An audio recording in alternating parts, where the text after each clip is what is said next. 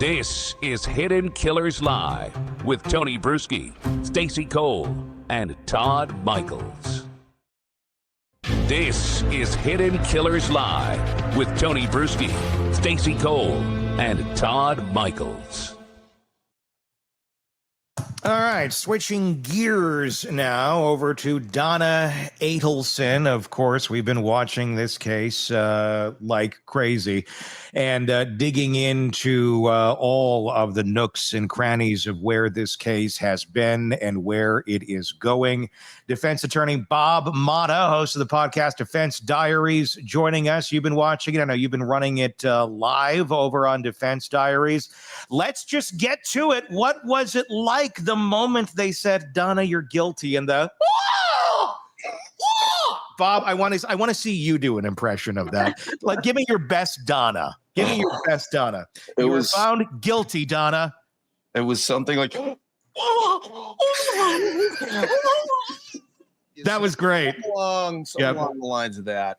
For me, as you said, we watched the entire trial.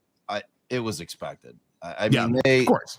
They put forth a very strong circumstantial case. There was no way that Donna was going to be able to take the stand and be able to explain away the consciousness of guilt stuff that happened after the fact.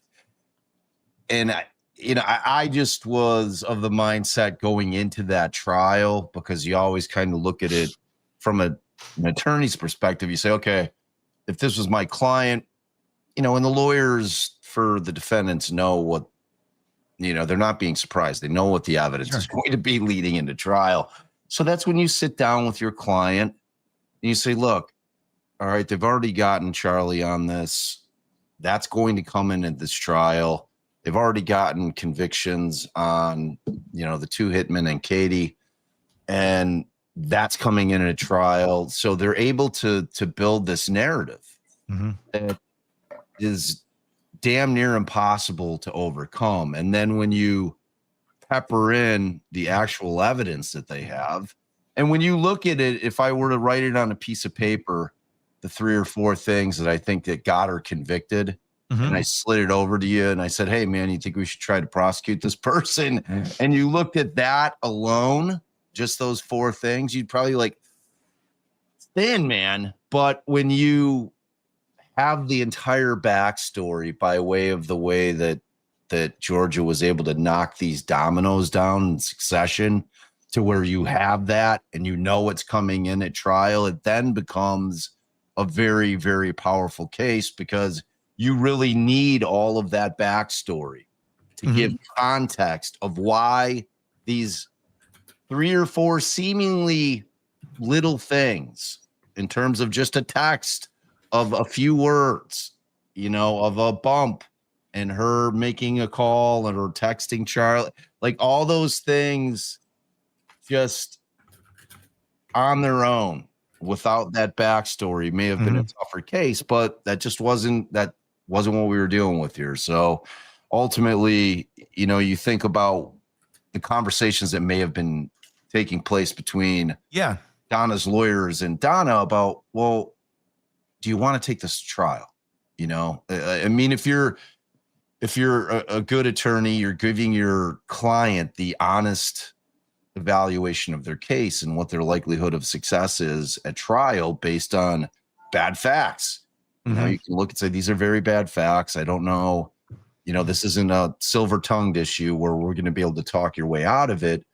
And, yes, we can give some kind of alternate explanation of why maybe you were trying to go to Vietnam on a one-way ticket. And, maybe we can explain away with context clues that push people the other way on some of the things that you said. Maybe we can attack the fact that they can't really geolocate you. However, we have this huge problem of you texting Charlie saying I'm outside. So, do you think that's how that conversation went, though, with Tom Petty? No, I mean, no. do you think I'm kind of picturing more of a my kids don't even call me anymore, and I don't get to see them, and they're accused after all I've done for them, after all those winnings I made on Wheel of Fortune years ago. Pat Sajak even said, "You are a good mother." Pat said I was a good mother. Vanna looked me in the eye and said, You are a shining star. I wish I looked just like you.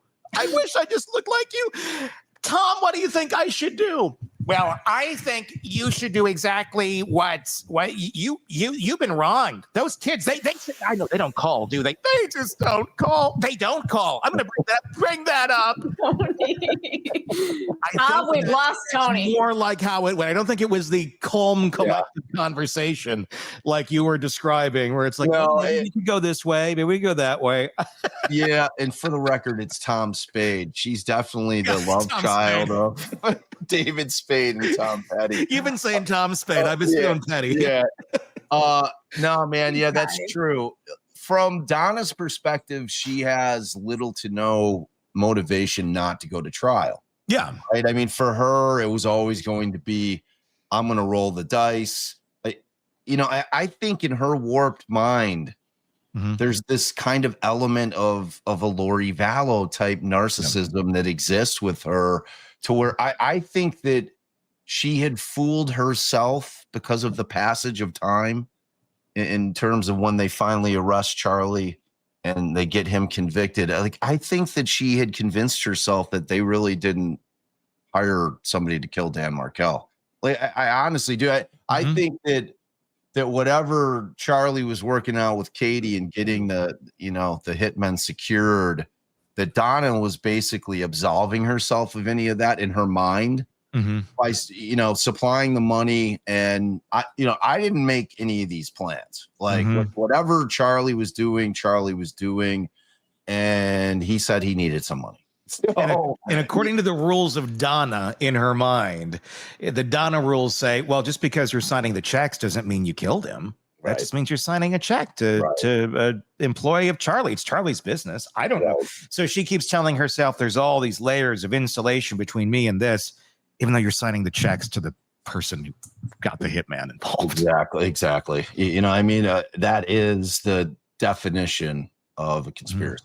So, it's literally when you are a part of it and your part of it is to pay the money, where you might as well be pulling the trigger. It's the exact same thing. So, yeah. Well, it's a vast amount of fraud going on here. I mean, at some point, the IRS is going to have a say in this as well. Like, you're paying somebody for work and they're not working. They didn't do any work for you. So there's this whole implication of what's coming next, other than the fact that somebody's dead. I would imagine the IRS would have already gone through this, wouldn't they, at this point? Or because none of that gets disclosed. It's not like, the IRS is investigating you, and that's never going to be public unless you want to make it public.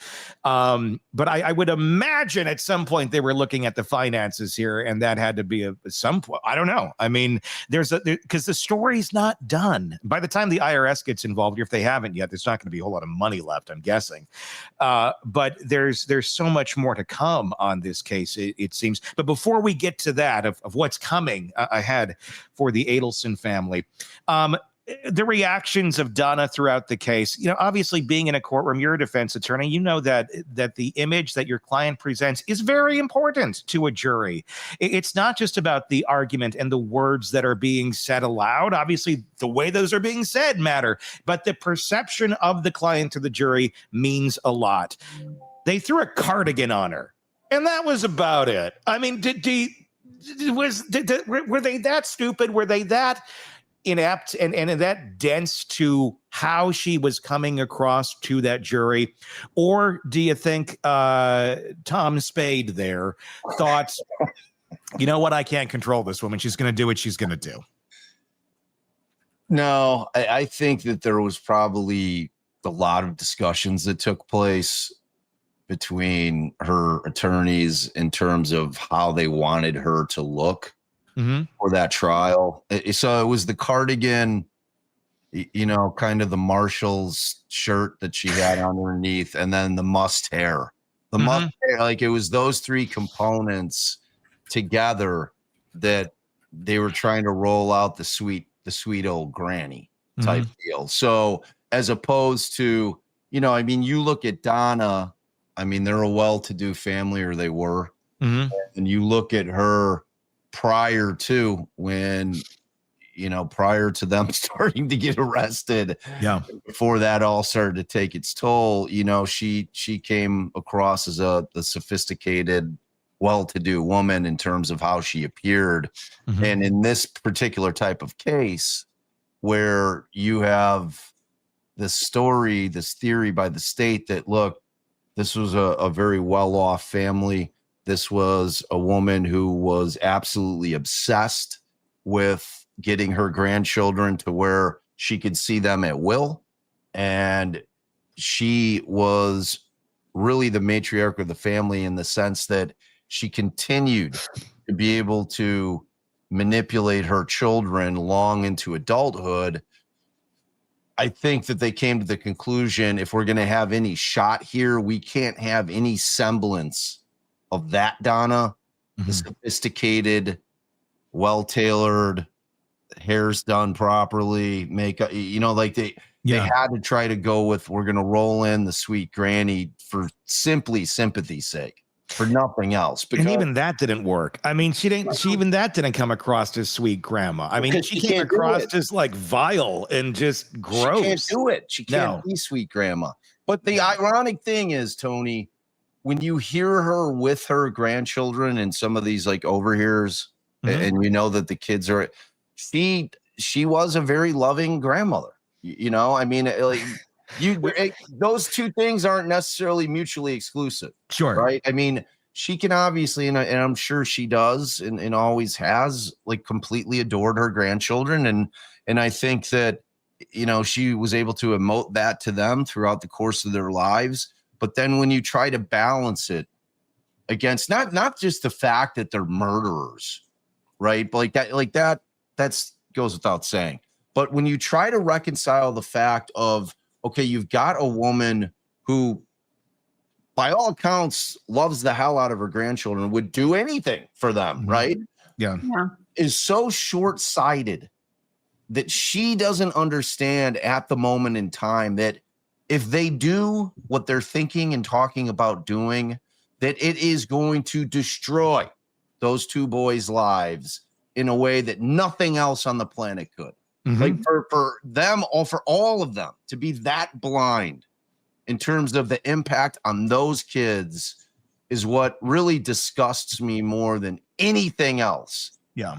You know, because if you just break it down to brass tacks, and this case was really about them just trying to get the kids down to South Florida, and, you know, they'll get over Dan being gone. Like, I mean, just the ability for them to be able to block out anything that was commonsensical about, well, what happens if we get caught?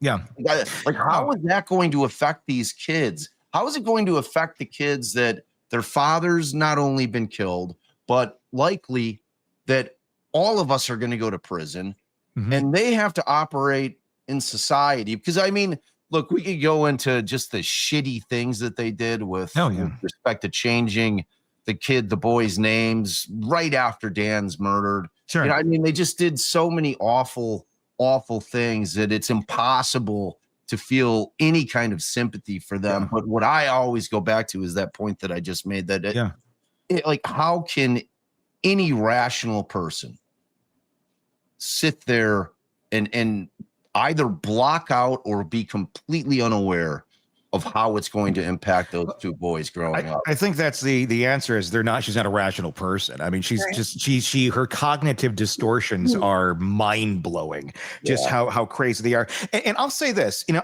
I don't think she adores her grandchildren. I think she adores being adored by her grandchildren. And I think because Donna lives in this blinder world where she's just, what I'm going to do, I'm going to do. And everything else on the side effects, everything that's going to catch up with you, she's not seeing over here. But she knows that this narrow path that she's going on and she's always lived her life by isn't getting the input that she used to from her children. She doesn't quite have the pull and that she used to on her kid, the control that she used to over Charlie and over Wendy, and certainly not Robert. And she's probably missing that a little bit. So that also then I think feeds into this need of, I need these grandkids near me because this is fresh meat. These are new kids that she can control, which she was trying to do. And this is where you get her going into such extremes of trying to talk about dressing them up in Hitler Youth costumes to piss off their Jewish father. Yeah. I mean, that's just insane. It's so far off the beaten path of healthy, normal behavior. Donna is just so far out there. I don't think Donna, I get it. On tape, you can hear, and she sounds like an adoring grandmother. It's not about that. It's about getting that feed, that fresh meat from those kids that she's taking in. Oh, this is making me feel good. This is making me feel good. And she would go to any length to get it. And obviously, it didn't end up well. Yeah, no, and I agree with all of that. But again, I think that two things can exist at the same time. You know what I mean? Just in terms of, because a child isn't going to know whatever underlying motive that person of authority that is a guardian or, a grandparent or a parent, they don't know what their motive is in their mind because we're not mind readers. So ostensibly, when you look at it on its face in terms of how she treated the children, and I'm sure she spoiled them, from until the chickens come home to roost and the kids are now exposed to what she and others have done, I think until that line in the sand was drawn, they probably wouldn't have known just exactly how manipulative she was. Because I think you're right. I think she viewed them as next up, next man up. Like, okay, so my kids they're finally starting to pull away in their 40s, but now I've got the grandkids and I can get my claws into them and be able to kind of navigate them through life. And, she was like, my nickname for the woman was the meddler, man. Like a Batman villain, because that's exactly what she is she was a meddler with just deadly consequences. There's plenty of mothers and fathers out there that meddle in their kids' lives. That can be certainly very annoying to their children. And, as dutiful kids, they may not say anything in terms of, hey, like you gotta stay out of my shit. You take it. They're your parents and, you can always hang up the phone and then you're not going to be with them. You know what I mean? So there's always, I wish it was that easy. Yeah. Want more on this case and others? Then press subscribe now and don't miss a moment of true crime coverage from Tony Brueski and the Hidden Killers podcast.